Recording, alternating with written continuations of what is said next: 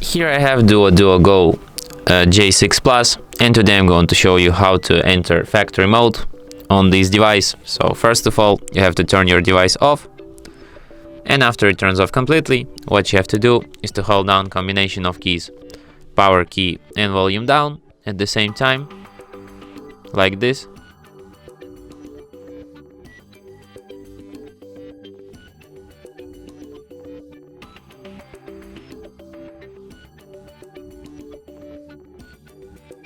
And that's how you enter factory mode.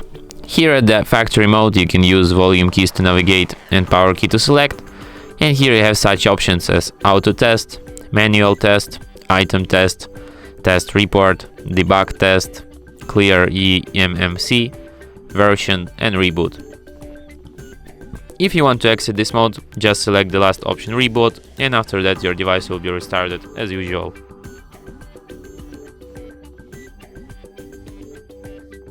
And that's it. Thanks for watching.